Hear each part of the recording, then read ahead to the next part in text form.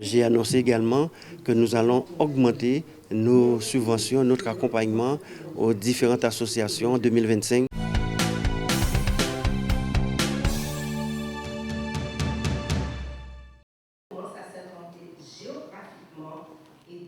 Il est vrai qu'ici même, il y a un an, nous avons lancé le réseau VIF. Et puis, il y a la présentation donc, du rapport de la coordonnatrice, Mme Justine Ménet. Il était très important que nous ayons cette réunion pour faire le point un an après, mais surtout pour qu'au niveau du département, nous puissions expliquer, annoncer ce que nous avons pu faire et ce que nous allons faire, puisque depuis, nous avons pris l'initiative de ces ateliers, de ces réunions. Nous avons même nommé une référente, Mme Francis, qui est en charge de ce dossier. Mais nous allons mettre en place un certain nombre d'actions, notamment la distribution de 10 000 violentomètres dès le mois de décembre, une large campagne de communication que nous allons lancer dès le 10 novembre. Le 13 novembre, nous allons mettre en place un village avec toutes les associations qui traitent ce problème de la violence intrafamiliale également. Et puis j'ai annoncé que nous lançons la création de la Maison de la Femme. Et tout ce que je souhaite, c'est que cette maison puisse être inaugurée le 8 mars. Il y a un lieu déjà identifié, donc les travaux vont commencer très rapidement. Il faut rappeler aussi que nous allons recruter 7 assistantes familiales qui seront dans les commissariats, dans les gendarmeries, puisque très souvent, il y a un traitement purement juridique, alors qu'il y a un aspect social qu'il faut prendre en considération lors des dépôts de plainte, enfin, etc. En tout cas, pour faciliter donc la compréhension. En tout cas, il m'a été demandé de restituer le rapport que j'ai effectué sur la lutte contre les violences faites aux femmes. Et en l'occurrence, je dois déjà remercier le président Guy Losbar pour son engagement dans le cadre du réseau VIF.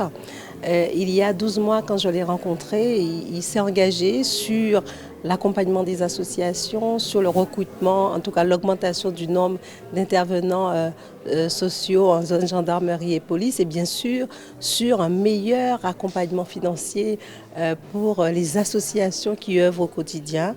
Eh bien, vous l'avez entendu comme moi dans le cadre de son discours, eh bien, engagement et promesses tenues. Mais vous dire aussi que dans le cadre de la restitution de mon rapport, un rapport sur 2 volumes, où le premier qui est une synthèse transversale avec 44 recommandations sur 4 piliers. Le premier pilier qui est la prévention, oui, il faut des actions de prévention. Prévention au niveau de l'éducation, prévention dans le cadre des associations, mais prévention aussi par les actions de formation pour mieux appréhender et détecter les signaux de violence. Et puis un deuxième pilier, la détection des signaux de violence, le signalement, parce que oui, bien sûr, très souvent, eh bien, nous passons à côté des familles et des femmes victimes parce que nous n'avons pas su à un moment donné détecter les signaux de violence. Et puis troisième pilier, c'est protéger pour mieux accompagner.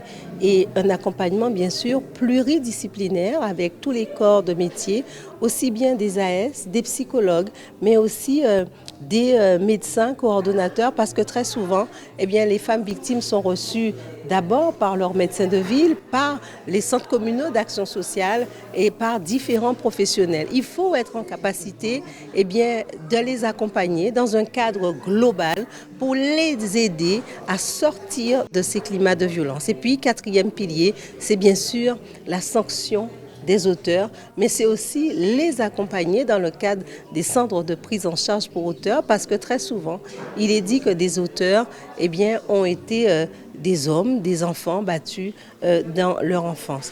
Voilà en tout cas, dans le cadre de cette restitution, ce que j'ai pu dire s'agissant de mes rapports sur 2 volets. Et le deuxième volet, bien sûr, c'est un rapport diagnostique territoire par territoire, parce que bien sûr, d'un territoire à un autre, en passant de Wallis à Futuna et de Saint-Pierre-et-Miquelon et ou de La Réunion ou de Mayotte, eh bien, ce ne sont pas les mêmes conditions, les mêmes actions de mise en place. Mais s'agissant de la Guadeloupe, je dois dire eh bien, que j'ai mis l'accent sur l'observatoire à mettre en place, 2, l'accompagnement en termes de moyens humains et financiers des associations, 3, l'augmentation des intervenants sociaux en zone police et en gendarmerie.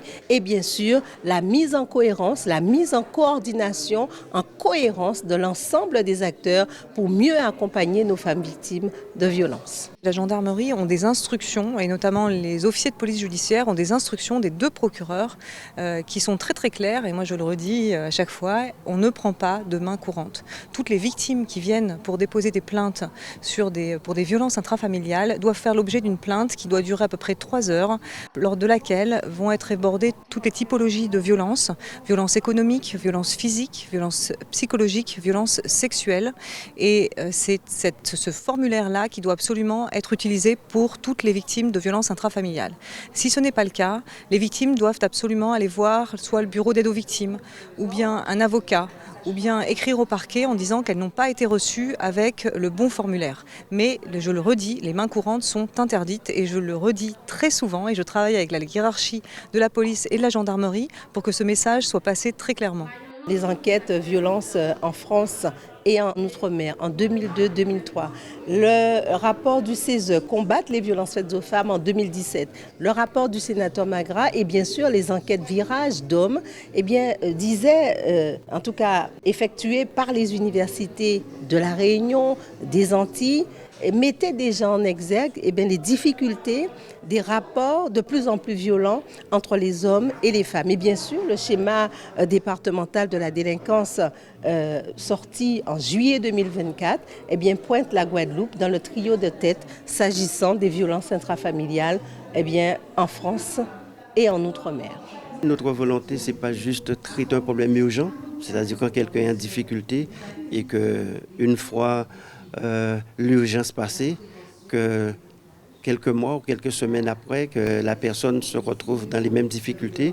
Notre volonté, c'est vraiment régler ce problème, agir dans la durée, mettre des actions pérennes et au-delà même des victimes, voir comment faire en sorte que les auteurs soient soignés, soient accompagnés pour qu'ils ne puissent pas récidiver. Alors, il était important pour nous de pouvoir s'appuyer au niveau de la justice sur un réseau vif qui nous permette d'améliorer la prise en charge des victimes, puisque nous sommes confrontés à peu près, on dénombre plus de 1000 procédures par an de violences intrafamiliales.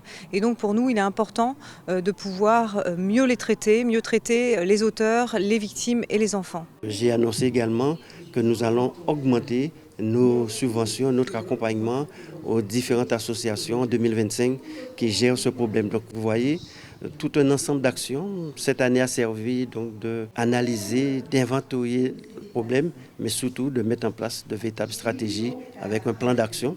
Le rapport de Mme Benin préconise 44 actions.